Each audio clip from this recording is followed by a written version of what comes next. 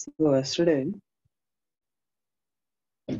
we discussed about the preparation of K2Cr2O7 and KMnO4 and their chemical properties and few more important compounds.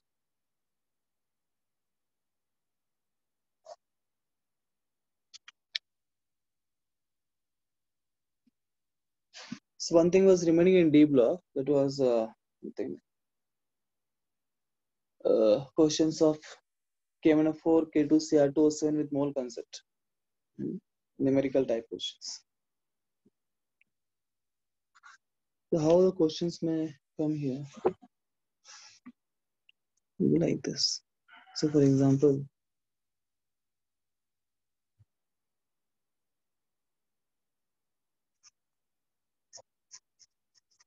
how many moles of KMnO4 will be required for complete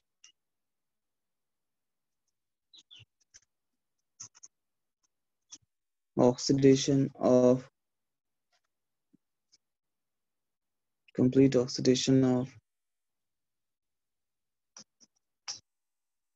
2 moles of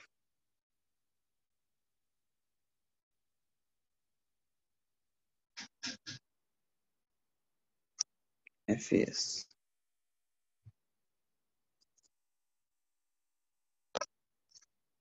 2 mole FAS को completely oxidise करने के लिए कितने moles KMnO4 की आवश्यकता पड़ेगी? अगर question में आपको ये मीडियम नहीं दिया ना कि कौन सा मीडियम में रिएक्शन हो रहा है, एसिडिक मीडियम में हो रहा है, बेसिक मीडियम में हो रहा है, न्यूट्रल मीडियम में हो रहा है, बिकॉज़ KMnO4 के लिए हम जानते हैं मीडियम डिपेंड करता है ना, इट इज मीडियम डिपेंडेंट। अगर आपको मीडियम नहीं दिया है तो बाय डिफॉल्ट क्या लेंगे आप? एसिडिक मीडियम लेंगे, ठीक है ना। If medium is not given, तो by default is acidic medium. So how we do this?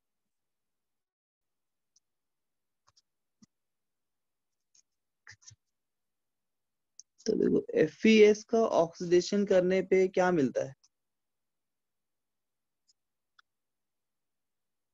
क्या मिलेगा? Fe2SO4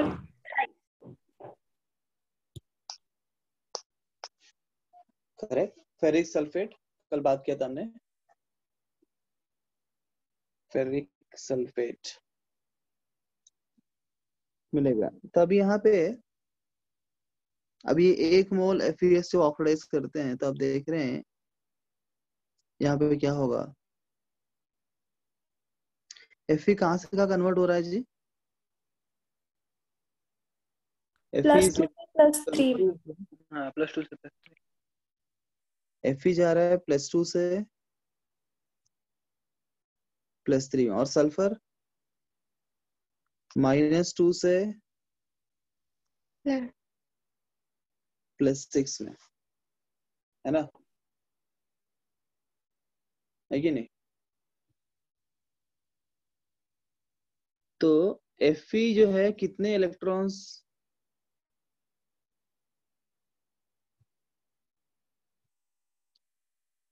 लूज कर रहा है?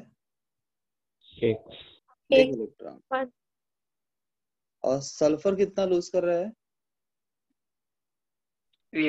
8। मतलब कुल मिला के यहाँ पे 9 इलेक्ट्रॉन्स लूज हो रहा है। FeS को जो ऑक्सीडेशन होता है 1 मोल FeS के ऑक्सीडेशन पे 9 इलेक्ट्रॉन्स आर बीइंग लॉस्ट। यहाँ तक किसी को दिक्कत? No sir. बताइए अगर 1 मोल FeS के लिए 9 इलेक्ट्रॉन्स लूज होगा तो फिर 2 मोल FeS के लिए कितने इलेक्ट्रॉन्स लूज होगा? 18।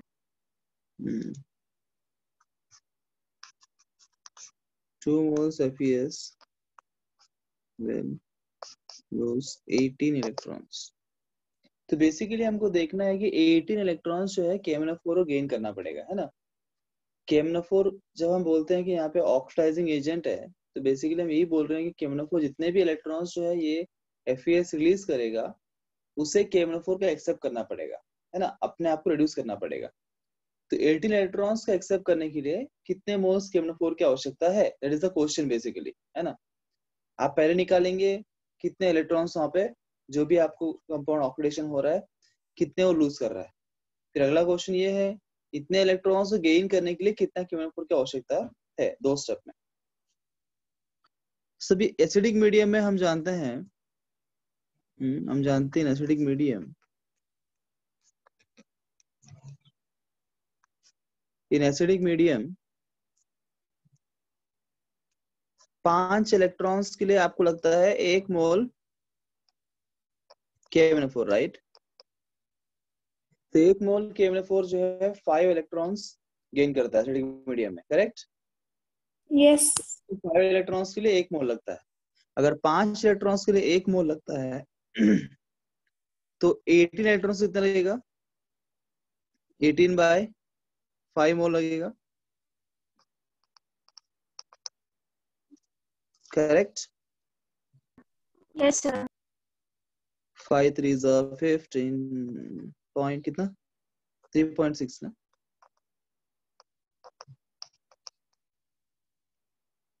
So 3.6 moles of KMnO4 will be required to oxidize 2 moles of FeS। 2 mole FeS को ऑक्सीडाइज करने के लिए 3.6 मोल्स ऑफ KMnO4 की आवश्यकता पड़ेगी।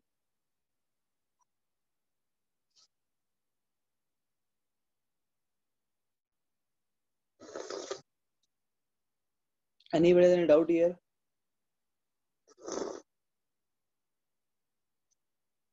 No sir. कुछ गड़बड़ नहीं हुआ ना, बराबर है क्या?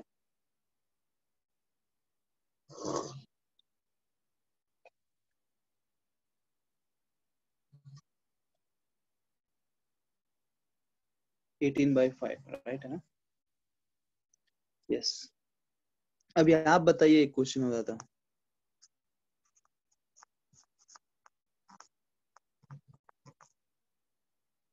How many moles of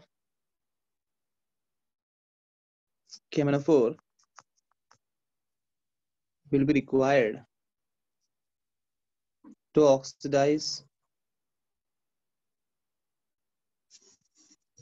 0.2 mole of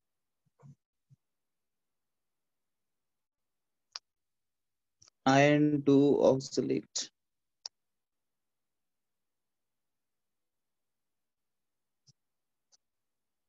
बताइए।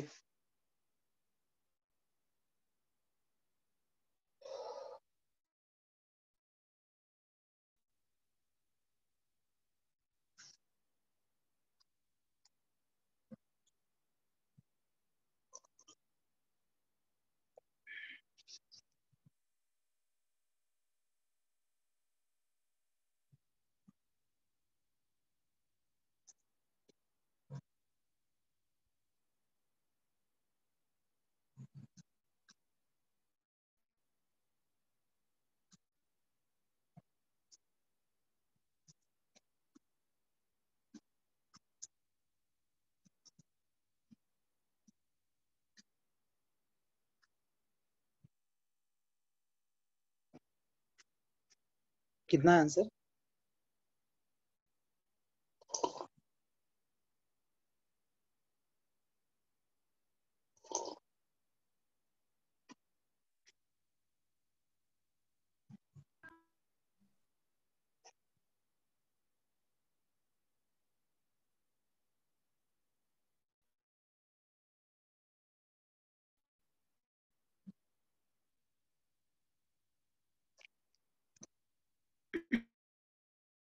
So iron 2 oxalate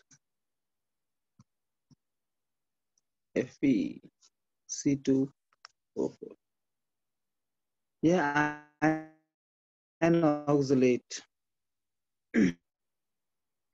अगर इसका मैं ऑक्सीडेशन करता हूँ, यहाँ पे 2 लोग आयन और ऑक्सलेट आए, Fe2+ है यहाँ पे, तो Fe जो है 2+ से जाएगा Fe3+ में, यहाँ पे वो एक इलेक्ट्रॉन लूज करेगा। और जो ऑक्सलेट आयन है, जब उसका ऑक्सीडेशन होता है, ऑक्सलेट आयन के ऑक्सीडेशन होने पे वो बन जाता है CO2। तो कार्बन जो है यहाँ पे +3 से आता है +4 के अंदर। तो एक ऑक्सलेट में 2 कार्बन है, तो एक कार्बन लूज कर रहा है 1 इलेक्ट्रॉन, 2 कार्बन लूज करेगा 2 इलेक्ट्रॉन। सो कुल मिला के 1 मोल जो आयन ऑक्सलेट है वो 3 इलेक्ट्रॉन्स लूज कर रहा है। During its oxidation 1 mole of ion oxalate, ion 2 oxalate is losing 3 electrons. और यहाँ पे आयन 3 ऑक्सलेट होता तो फिर हम 2 इलेक्ट्रॉन्स ही बोलते, आयन का ऑक्सीडेशन यहाँ पे नहीं होता। तो आयन को भी देखना पड़ता है आयन कौन सा स्टेट में है।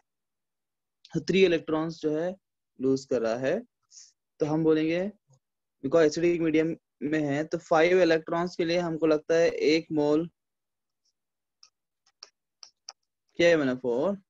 तो 3 इलेक्ट्रॉन्स के लिए वी नीड 3/5 मोल KMnO4।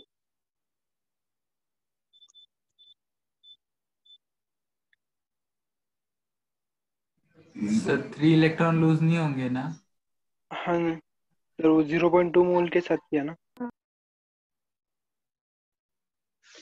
हाँ, दिस इज फॉर एक, sorry we had done for 1 mole right. This is for 1 mole, हमको कन्वर्ट करना पड़ेगा 0.2 मोल राइट। करेक्ट। क्वेश्चन में 0.2 मोल दिया है ना, तो हमने क्या कर दिया, 1 मोल के लिए कर दिया है ना, हमने 1 मोल। सो 1 मोल के लिए लगता है 3/5 मोल KMnO4। तो फिर 0.2 मोल कितना लगेगा, this is for 1 mole right. ये जो है 1 मोल के लिए निकाला हमने, 1 मोल 3/5 मोल लगता है। तो 0.2 मोल के लिए कितना लगेगा, 0.2 into 3/5, this is how much.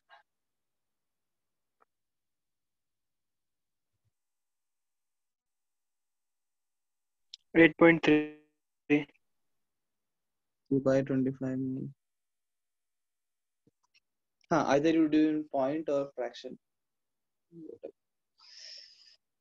ठीक है। तो ये 0.2 मोल के लिए होगा। 1 मोल के लिए निकालो, उसके बाद फिर जितना ही मोल दिया उसके लिए आप मल्टीप्लाई कर डालो, या पहले से ही करो, कैसे भी करो, कोई दिक्कत नहीं है, अल्टीमेटली आंसर चाहिए। Next question, last question, I hope you understood this. इस टाइप के क्वेश्चन आते हैं एग्जाम में, बस मुझे बताना था मोल का सब वो जोड़ के। एक लास्ट क्वेश्चन लेते हैं।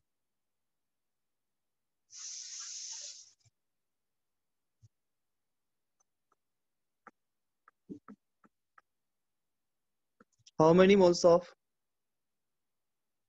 H2S can be oxidized by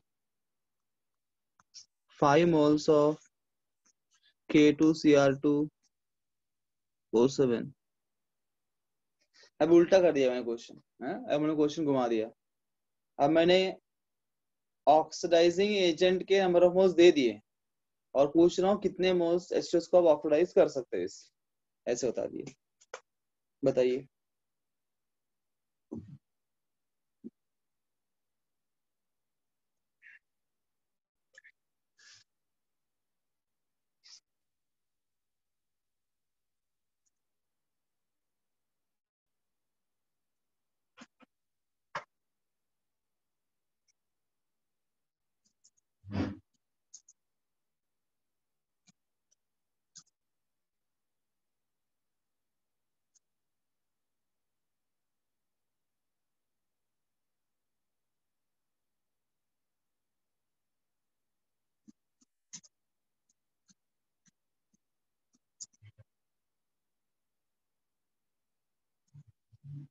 sir 15 moles.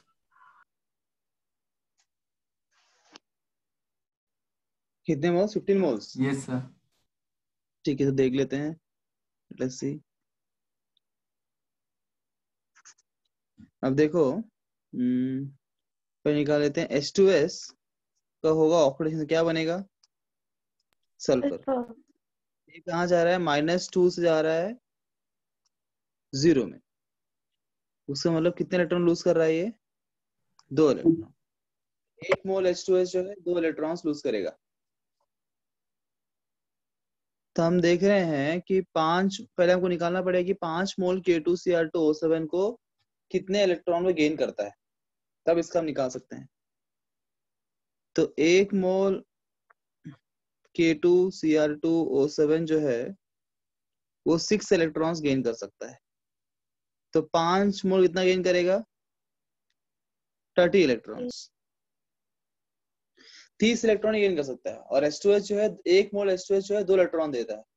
तो कितने मोल H2S 30 इलेक्ट्रॉन देंगे, 15 मोल, है ना। फॉर 30 इलेक्ट्रॉन्स, सो 2 इलेक्ट्रॉन के लिए 1 मोल H2S, तो 30 इलेक्ट्रॉन्स मतलब यू नीड 15 मोल H2S, मतलब 15 मोल H2S को हम ऑक्सीडाइज कर सकते हैं आसानी से, है ना। 15 मोल H2S को हम ऑक्सीडाइज कर सकते हैं। ये तो point clear everybody? Yes sir. तो इस प्रकार से मोल कंसेप्ट को जोड़े क्वेश्चन पे बन सकता है ना। अब एडिशन क्या है, अभी इन केस ऑफ KMnO4 वो बेसिक मीडियम दे सकता है, न्यूट्रल मीडियम दे सकता है आपको, ठीक है। तो उसमें क्या दोनों चाहिए, ये रिएक्शन ही पता होना चाहिए आपको, है ना। ये क्वेश्चन करने के लिए मोल कंसेप्ट भी पता होना चाहिए और आपको रिएक्शन ही पता होना चाहिए, किसको ऑक्सीडेशन करने पे क्या मिलता है, तभी आप जो कर पाओगे। प्रॉपरली आपने ऑक्सीडेशन रिएक्शन लिखा तो ये नंबर ऑफ इलेक्ट्रॉन्स प्रॉपर मिलेगा आपको, नंबर ऑफ इलेक्ट्रॉन्स मिला तो ही फिर आप आगे सॉल्व कर पाओगे। तो यहाँ पे दोनों है, रिएक्शन प्लस, है ना, रिएक्शन मतलब थ्योरी हो गया, थ्योरी प्लस कंसेप्ट, मोल कंसेप्ट, दोनों जुड़े क्वेश्चन है। और मैंने क्या बोला था, आज बताऊंगा ऐसा कुछ। सर वो H2SO4 और HCl क्या बोले, H2SO4 क्यों यूज करते हैं, HCl क्यों नहीं करते? वो तुमको मैंने दिया था, तुमने क्या किया,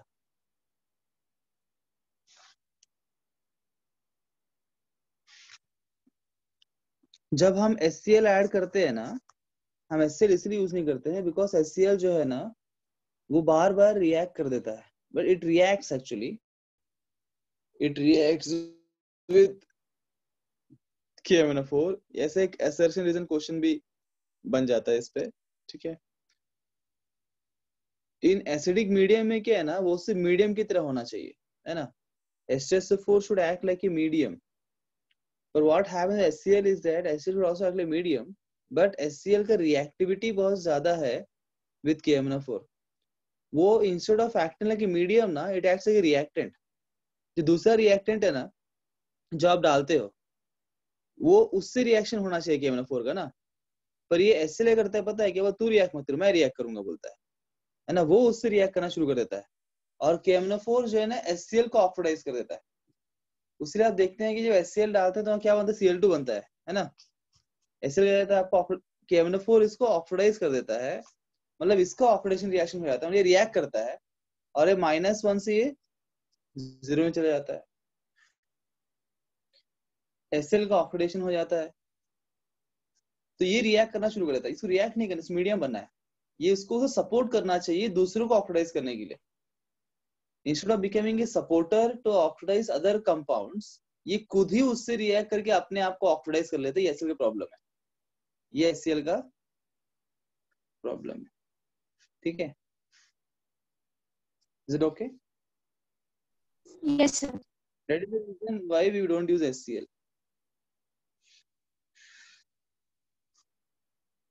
और HNO3 भी जो है ना, HNO3 के भी इस्तेमाल नहीं करते हैं बिकॉज तीनों फेमस एसिड्स है। HNO3 जो है ना वो इनऑर्गेनिक में बहुत स्ट्रॉन्ग ऑक्सीडाइजिंग एजेंट है ना। तो ये बंदा भी जो है ना उससे भिड़ने लग जाता है KMnO4 से। दोनों प्रॉब्लम यही है HCl HNO3 का, ये उससे भिड़ जाते हैं KMnO4 से, उससे लड़ाई करते हैं, जबकि उनको सपोर्ट करना चाहिए। उनका काम क्या है यहाँ पे, एसिडिक मीडियम, मतलब उनको बस वो मीडियम बना के रखना है ताकि दूसरों को प्लेटफॉर्म दे सके उनको ऑक्सीडाइज करने में, पर ये खुद ही KMnO4 से भिड़ना शुरू हो जाते हैं, इसलिए हम इनका इस्तेमाल नहीं करते हैं। स्पेशली HCl के बारे में क्वेश्चन आ सकता है। HNO3 क्या है तो ये वैसे ही लिख सकते हो, strong oxidizing agent. Right now, coming to the F block. F block elements are known as rare earth metals.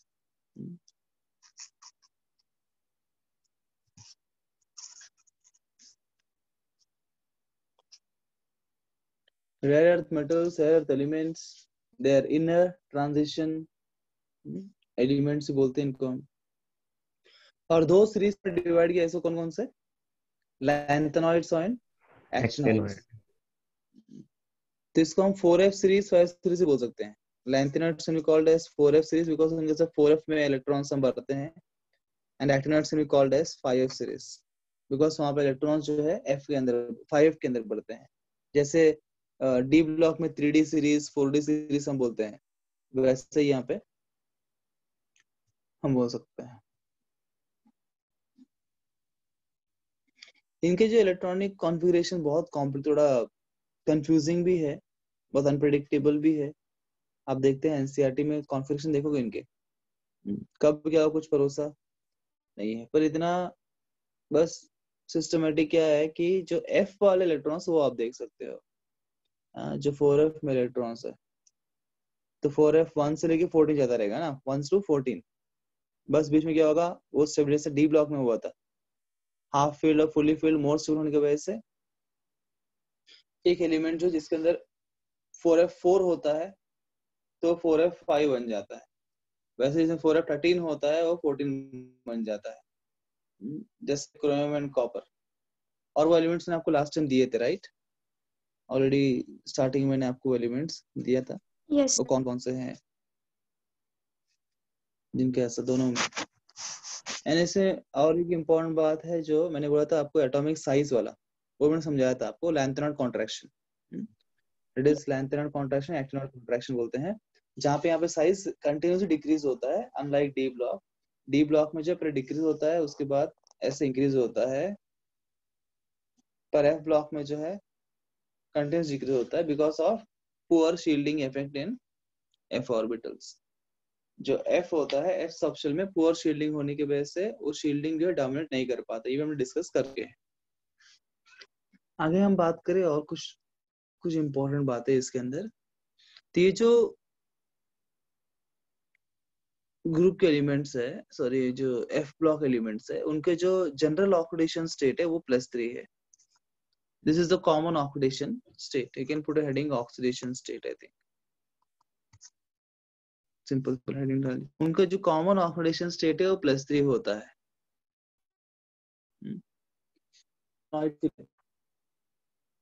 +3 is the common oxidation state. वैसे even for actinoids also +3 ही उनका कॉमन ऑक्सीडेशन स्टेट है। तो इसके oxidation state के ऊपर भी questions आते हैं कभी कभी, रेयर है पर आया तो इधर आते हैं कि ना कॉमन ऑक्सीडेशन स्टेट क्या है। एंड इसके अलावा जो है they can also exhibit generally +2 and +4 oxidation states. They can also exhibit +2 +4. Actinoids तो इवन +5 +6 +7 में दिखाते हैं। ये +2 +4 तो लैंथेनॉइड्स के लिए भी कॉमन है, एक्टिनॉइड्स के लिए भी कॉमन है, पर एक्टिनॉइड्स जो है +5 +6 +7 भी दिखा सकते हैं oxidation states generally. But apart from +3, next common oxidation states are +2 and +4 after +3। कुछ एलिमेंट्स दिखाते हैं, जैसे वो कुछ एलिमेंट्स कौन है, उससे फेमस कौन है। लैंथेनॉइड्स में अगर हम बात करें तो यू सी Sm2+, U2+ और Yb2+, ये +2 दिखाते हैं, दे शो +2। ऐसे मतलब samarium, U is europium and Yb is ytterbium। Samarium, europium and ytterbium, ये जो है +2 दिखाते हैं। अगर ये +2 दिखाते हैं तो उसका मतलब I can say this are, देखो उनका कॉमन ऑक्सीडेशन स्टेट क्या +3 है। ये जब +2 ऑक्सीडेशन स्टेट में रहेंगे, they will try to move to their +3 oxidation state, this is common oxidation state. When they try to move from +2 to +3, they are acting like, अच्छा उनका क्या होगा, उन्हें क्या होना पड़ेगा, खुद को क्या होगा उनको, हाँ खुद को ऑक्सीडाइज करना पड़ेगा। खुद को ऑक्सीडाइज कर रहे हैं मतलब they can act like reducing agent. these are good reducing agents, these are good reducing agents since they can exhibit +2, वो अपने +2 एग्जिट कर सकते हैं। तो +2 से जब में रहेंगे, जिस कब वो +2 में रहेंगे तो उस टाइम वो अच्छे रेड्यूसिंग एजेंट की तरह काम करते हैं, बिकॉज ऑफ +2 यानी कोशिश करेंगे, they good reducing agents. The similar way जो +4 वाले एलिमेंट्स यहाँ पे वो है Ce4+ and Tb4+। C is cerium and Tb is terbium, cerium and terbium। तो ये अपने +4 ऑक्सीडेशन स्टेट में, they will also try to move from +4 to +3 as it is common oxidation state, and during this they have to get reduced, right? They have to get reduced, so they will act like good oxidizing agents. Which of the following can act as a good oxidizing agent? Which of the following exhibit +4? Which of the following exhibit +2? And this kind of questions can be asked. This oxidation state topic important होगा, यहाँ question बन सकते हैं।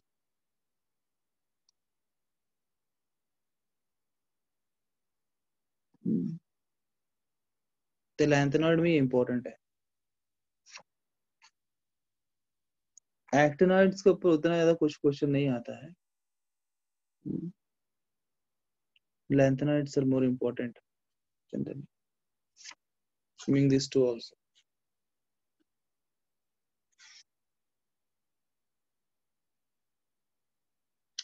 Apart from this,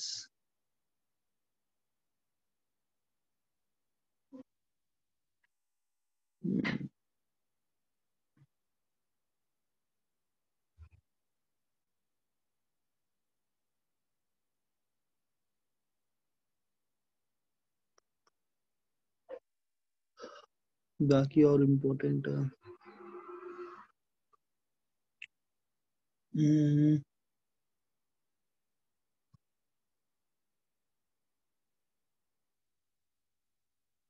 सब general theory है।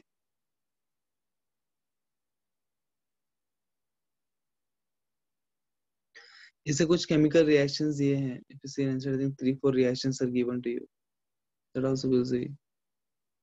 इससे lanthanoids होते हैं, लैंथेनॉइड्स अगर हम बात करें,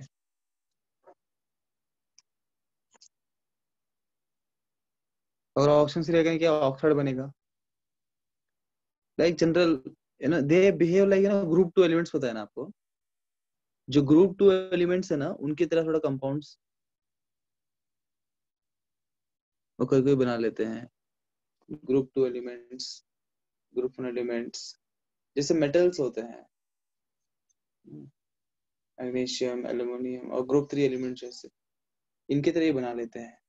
सेम वैसे ही कंपाउंड्स बना जैसे मतलब बाकी मेटल्स बनाते हैं। ऑक्सीजन से रिएगा तो ऑक्साइड बनाएगा। तो यहाँ बिकॉज लैंथेनाइट जो है इनका कॉमन ऑक्सीडेशन स्टेट +3 है, इसलिए आप देख रहे हो यहाँ पे Ln2O3 बना रहा है। सल्फर लाइन क्या बनेगा, Ln2S3 बनेगा। विथ नाइट्रोजन क्या बनेगा, देन N बनेगा। नॉर्मल जैसे मतलब ये हमारे ग्रुप 2 एलिमेंट मतलब रिएक्ट करते हैं वैसे ही, मेटल जैसे रिएक्ट करते हैं वैसे ही भी रिएक्ट करते हैं।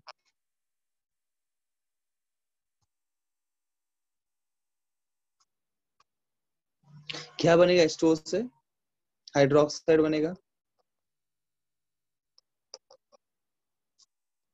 विथ हैलोजेंस क्या मिलेगा आपको, हैलाइड बनेगा। +3 के लिए कौन फेमस? एल्युमिनियम फेमस है ना। तो समथिंग लाइक एल्युमिनियम से आप कंपाउंड्स बना रहे हैं, समझो। अगर एल्युमिनियम यहाँ कैसे कंपाउंड बनाता, बस Al केवल Ln है यहाँ पे। कुछ वैसे ही कंपाउंड्स ये भी बनाते हैं कुछ लोग जो रिएक्ट करते हैं।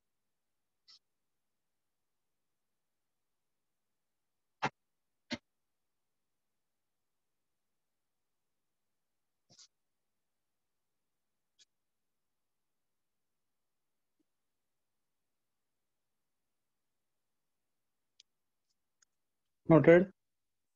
Yes, sir. Yes, sir. Yes, sir. Okay. Write some uses and end here this topic. Weekly uses of this F block elements.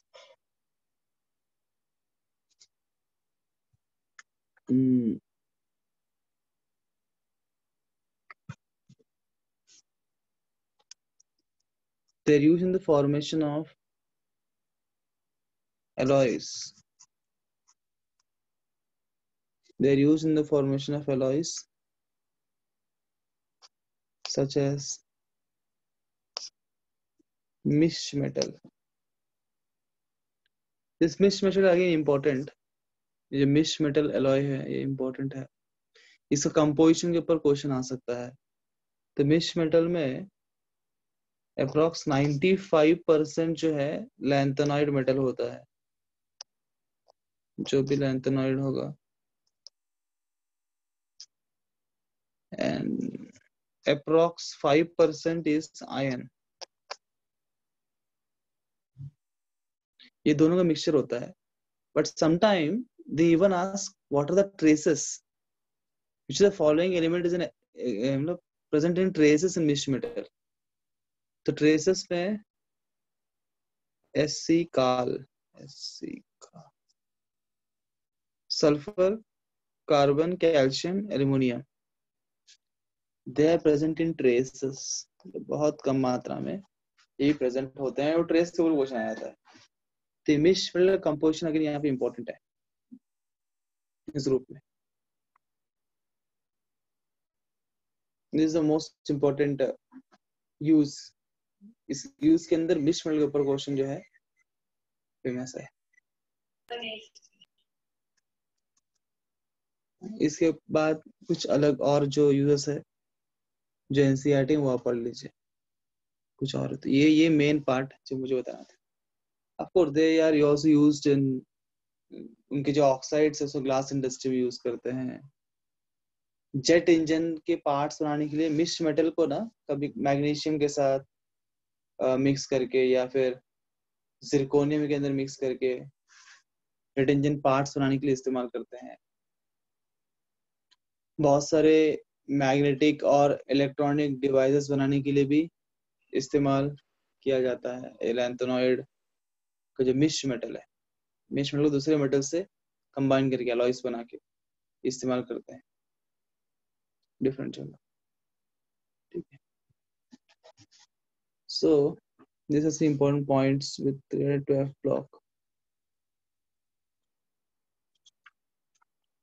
Now we move to the next chapter, which is very, very important. Connecting D block. Connecting D block.